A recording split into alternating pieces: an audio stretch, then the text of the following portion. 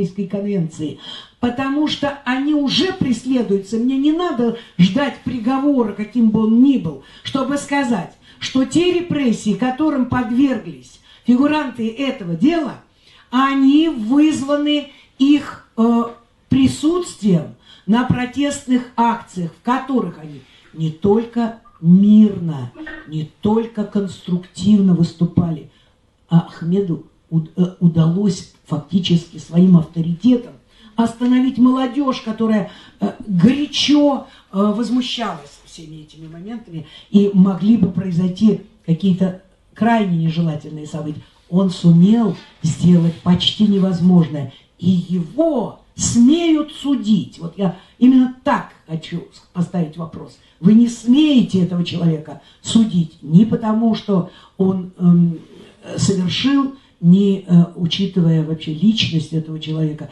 Вы знаете, Ахмед, вот Калой не даст мне соврать, он же категорически не согласен с тем, чтобы мы поднимали вопрос по его здоровью, там, его тяготам в следственном изоляторе. Нам запрещено, иначе бы у нас уже была бы еще одна жалоба для Европейского суда. Он настолько терпелив, настолько достойный человек, он не желает вообще поднимать эту тему. И мы будем следовать тому, о чем он нас просит. Он хочет доказать свою невиновность. И правда же, мы сделаем все для того, чтобы это сделать юридическими, правовыми способами. И то, что сейчас происходит в процессе, вот мне сказали, что свидетели обвинения оказались не свидетелями обвинения. Мы знаем их показания уже, и мы ждали, как они себя поведут. Какое счастье жить в маленькой республике, где вопросы чести, достоинства, вопросы нравственные, они столь важны, что люди не осмеливаются лгать. Вот это великое дело. Я думаю, что совершенно законными, совершенно легальными, совершенно абсолютно юридическими способами нужно разрушить это абсурдное обвинение, и у этого дела может быть только один исход. Берегитесь те, кто смеют лгать, кто смеет обвинять людей безо всякого основания. На языке Европейской конвенции это называется обвинение без преступления или наказание без преступления, потому что они уже так или иначе несут это наказание ни за что. И вот криминализация некриминальных действий – это нарушение не только нормы о справедливом судебном разбирательстве статьи 6 Европейской конвенции, это с самого начала нарушение, которое именно вот можно так назвать. Невиновные, некриминальные действия криминализируются умышленно, и если они будут наказаны, значит, это будет нарушение статьи 7 «Наказание без преступления». Вот мы предупреждаем о серьезности наших намерений. И еще немножко мне жалко, больно, как человеку, который бывал много в Ингушетии, знает и юристов тамошних, и там мы проводили семинары для ингушских и чеченских адвокатов, правозащитников. Вот мне очень горько, что московское дело получает освещение, достойное освещение. Люди поддержку находят вообще в российском народе.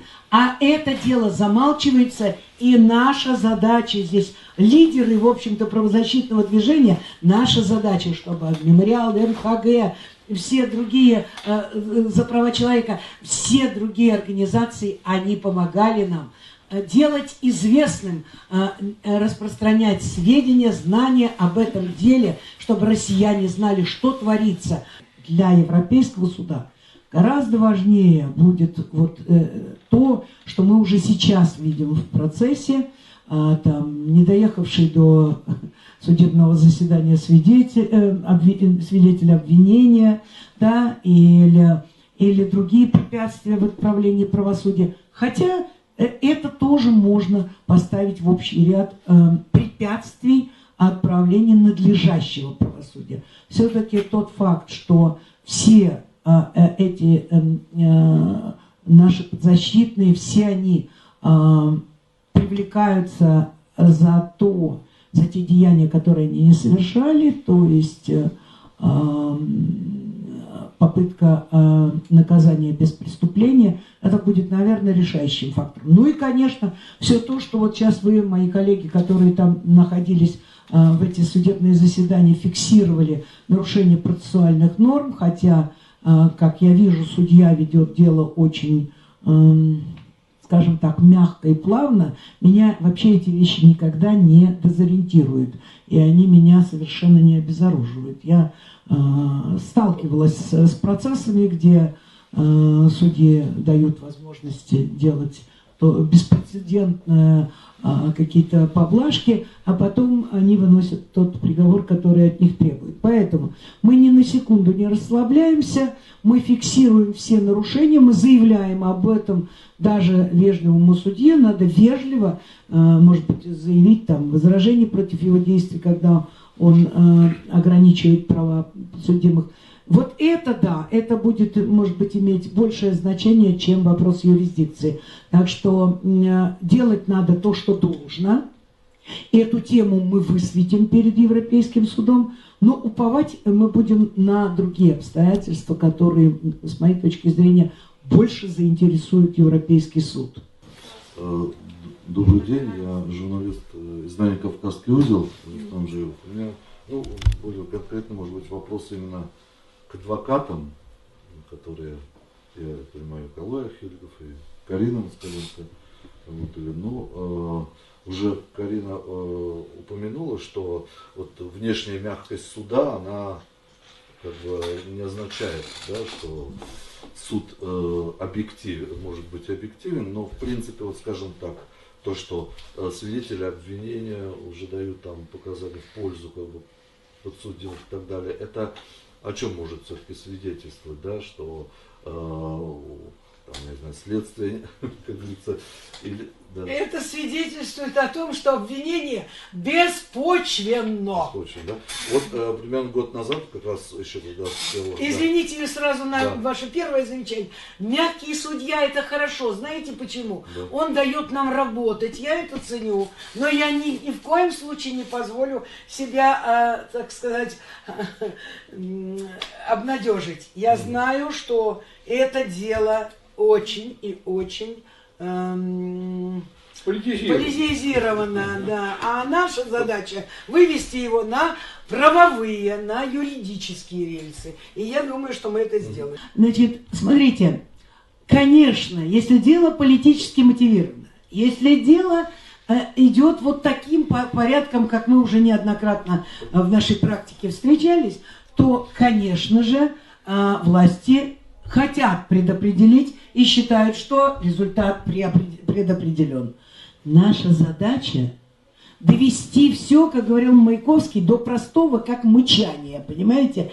Чтобы было так ясно, чтобы суд не мог и не смог осудить их, а если осудит, чтобы это было настолько очевидным нарушением, да, Калой, что это вот, да, что, может быть, не на национальном уровне мы добьемся результата, так бывает, но у нас есть возможность до тех пор, во всяком случае, пока Россия исполняет решение Европейского суда, защищать этих людей на уровне европейском, привлечь к этому внимание всей Европы, и тогда уже всем миром освобождать их, настаивая на том, что справедливого судебного разбирательства не было. Видите ли, если судья продолжит столь же, мягкое, корректное, скажем так, ведение процесса, у нас будут возможности, практические возможности доказывать определенные обстоятельства,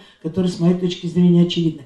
Если же будет изменена тактика ведения процесса, если защита не будет получать возможности осуществлять свою роль, то в этом случае будет другое нарушение, да, отказ в праве на справедливое судебное разбирательство. Но при всех обстоятельствах мы будем говорить о криминализации некриминальных действий, некриминального, непреступного поведения. И вот это, с моей точки зрения, одно из самых важных моментов. Часто мы цепляемся за такие формальные нарушения суда, и нам удается даже на этом сделать защиту.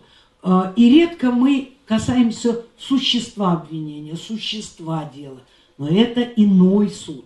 Здесь мы делаем упор на сущность обвинения. Почему? Потому что Европейский суд, например, говорит так. Как правило, мы не вмешиваемся в национальную юрисдикцию и не дает никакой оценки доказательствам. Кроме случаев, и вот это вот как раз с моей точки зрения наш случай.